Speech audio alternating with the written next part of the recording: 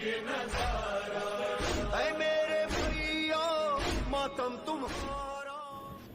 मिश्रा साहब, जौनपुर आजादी.com की तरफ से और हमारा जौनपुर.com की तरफ से आपका स्वागत है। बहुत बहुत धन्यवाद सर, आपको मुखातिब है प्रयागराज।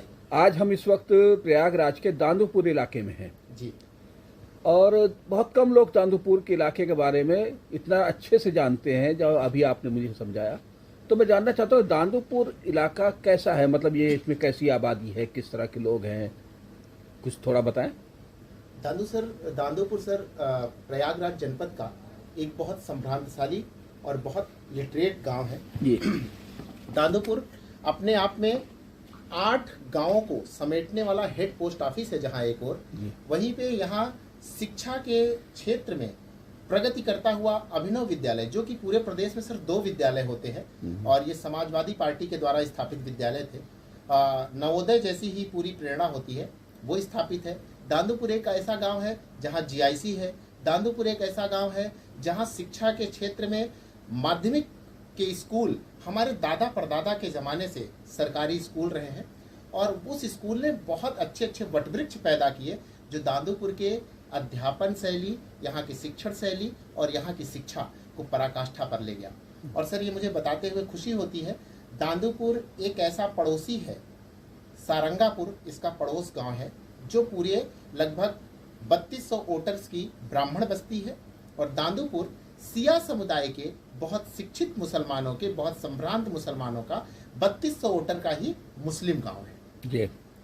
लेकिन सर 1947 के बाद इन दोनों गांवों का इतना अच्छा तालमेल है कि इन दोनों गांव से 1947 के बाद आज तक थाने में किसी भी अपराध की एक एप्लीकेशन तक नहीं गई। क्या बात है, बहुत अच्छा।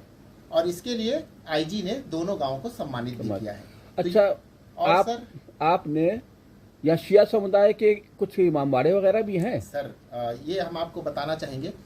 धार्मिक परिक्षेत्र से अगर देखा जाए तो दांदूपुर बहुत बहुत बहुत प्रगतिशील है और दांदूपुर में जो इमाम हुसैन के मानने वाले हैं, ये सिया समुदाय की पूरी जो है बस्ती ही है सर। तो यहाँ बहुत रिच लोग हैं और वो रिच है हर तरह से, आध्यात्मिक रूप से, शैक्षिक रूप से, व्यवहारिक रूप से प्रतिष्ठावान लोग हैं। और इनके यहाँ जो मुहर्रम का समय होता है और जो इनकी आज़ादारी होती है वो बहुत उच्च लेवल की होती है और उससे बहुत सीख मिलती है और इसमें सभी समुदाय के लोग, जो आदर्श समुदाय के लोग हैं, वो भी भाग लेते हैं। और दांदूपुर सर, अगर प्रयागराज के आप गजेटियर में जाएंगे, 1965 में जो गवर्नमेंट ने बनाया है, उसमें दांदूपुर का जिक्र आप देखेंगे तो पेज नंबर 65 में उसमें मिलेगा इलाहाबादी गजेटियर में कि दांदूपुर मस्जिदों का गांव माना जाता था और यहाँ 49 मस्जिद हैं और 11 बड़े इमामबाड़े हैं, जहाँ सर पूरी परंपराओं से जो है आज़ादारी होती है। वहाँ पूजा स्थल हैं, अलम रखे जाते हैं। अच्छा, ये मस्जिद या इमामबाड़े किस दौर के बने होंगे सर? ये नवाबों के? हमारे ख्याल से सर, जहाँ तक मेरी समझ है, मेरे पूर्वजों ने बताया, मेरे बाबा ने बताया, अन्य लोगों से मैं जो मिलता हूँ दांदूपुर में, क्योंकि हम लोग भी आज़ादारी में जाते हैं, मजलिसों में जाते हैं, महफिलों में जाते हैं, तो वहाँ से सर पता चलता है कि ये इमामबाड़े लगभग 200 साल पुराने हैं, 300 साल पुराने हैं। कुछ इमामबाड़े तो सर जैसे बड़ा इमामबाड़ा है और कुछ इमामबाड़े और गांव के बीचों बीच में हैं। इनका तो इतिहास हमारे जो इस समय की जनरेशन है, जो बुजुर्ग हमारे बच्चे हैं 100 साल के, 105 साल के, उन लोगों को भी नहीं पता। वो कहते हैं कि उनके पापा के ज़माने तक से है। तो ये संभावित है सर कि 250, 300, 400, 500 साल पुराने। अच्छा, यहाँ रोजे मकबरे भी हैं?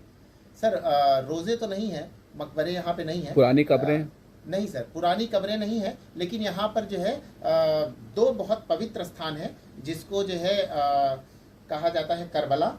एक सर हाईवे पे है स्थापित, जिसमें आधे गांव के लोग उधर ताजिया लेके जाते हैं मुहर्रम में, और एक जो है गांव के जस्ट पीछे है, उधर कुछ लोग जो है गांव के जाते हैं। इस तरह से क्योंकि बड़ा गांव है सर, तो इतिहास इसका ये है कि परिवार बड़े हो जाते हैं तो पूजा की जो है स्थापना जो है बड़ी हो जाती है, भीड़ बहुत ज़्यादा हो जाती थी, तो वो भीड़ सर मुहर्रम के दिन बदल जाती है, थोड़ा सा इधर बढ़ जाते हैं, थोड़ा सा इधर बढ़ जाते हैं, तो इससे सर बहुत अच्छे से। अच्छा, मुहर्रम में जैसे यहाँ की जो पढ़ी लिखी हस्तियाँ हैं, उनमें से कुछ का नाम बताएंगे कुछ? बिल्कुल सर।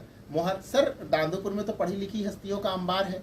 दांदूपुर सर में लगभग 1 दर्जन लोग तो अमेरिका में इस वक्त हैं, नासा तक में यहाँ लोग रहे हैं। इमदाद इमाम साहब है, वो जी कंपनी के इतनी समय CEO हैं हाँ, और जस्टिस सबीउल हसनैन हाई कोर्ट के जज रहे। इतनी समय उनको अरविंद केजरीवाल सरकार ने अभी 2 हफ्ते पहले इलेक्ट्रिसिटी डिपार्टमेंट का चेयरमैन बनाया है पूरे दिल्ली का। तो दांदूपुर सर बहुत सम्रांतशाली है और यहाँ की बहुत हस्तियाँ बाहर हैं, और मुहर्रम में आपको यहाँ जो देखने को मिलेगा उससे सर आपके प्रति बहुत उत्साह बढ़ेगा। अच्छा, मुहर्रम कितने मतलब उसमें किस लेवल तक जाते हैं, खर्च करते हैं या किस तरह से बनाते हैं? दांदूपुर का सर जो इतिहास रहा है, मैं तो ब्राह्मण परिवार से हूँ, फिर भी मैं आपको बता दूं कि दांदूपुर में अगर खर्च की लिमिट आप देखेंगे तो सर, मैं शरद मिश्रा लिखता हूँ सर, लेकिन दांदूपुर के जो मुहर्रम के समय के गिफ्ट होते हैं, ये जैसी आप प्लेट देख रहे हैं और ये सब, ऐसी सर बहुत उच्च क्वालिटी की प्लेट्स, और वो जिनकी कीमत 100 एक प्लेट की होगी तबर्रुकात में ऐसे देते हैं। सर कम से कम मतलब 50 से 100 प्लेट तो हम लोगों के घर पहुंच जाती हैं। इतने गिफ्ट्स यहाँ मिलते हैं, इतने लोगों का भोजन यहाँ मिलता है सर। गरीब तो 10 दिन शायद भोजन नहीं बनाते, जो बहुत ही मजदूर लेवल के लोग हैं, जिनके घर में ज़्यादा लोग हैं जो खाना बनाने, सर यहाँ एकदम इतनी रोटियां लगी, मतलब 5 से 10 करोड़ रुपए 10 दिन का खर्च है सर यहाँ पर। गरीबों का पूरा 10 दिन का खर्च चल जाता है उसी में। बिल्कुल, बहुत अच्छे से और बहुत प्रेम से ये लोग खिलाते हैं।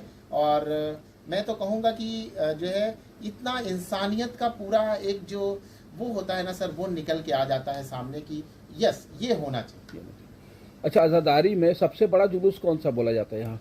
आज़ादारी में सर यहाँ पर 2 परिवार हैं, एक जो है 3 घर है और एक 5 घर है और एक महुआ बकरी, ये 3 भागों में बटा है दांदूपुर।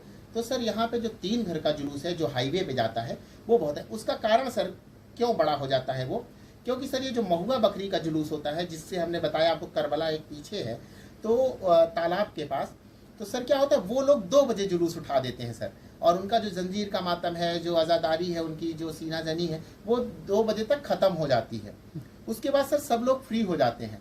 और ये सर हाईवे का है, तो इसका सर प्रश्न ये है कि हाईवे में अन्य समुदायों के लोग हाजिर, मतलब इस ताजिया को देखने के लिए, उस अलम को देखने के लिए, उसकी ज़ियारत के लिए सर पूरी मतलब मजमा लगा रहता है। कम से कम उसमें 25 हिंदू गांव शामिल होते हैं, इसलिए वो जुलूस बहुत बड़ा हो जाता है सर। मतलब आप सोच नहीं सकते, मतलब वो 5 से 7 किलोमीटर। ये किस तारीख का होता है? ये सर 10वीं मुहर्रम को। 10वीं मुहर्रम को।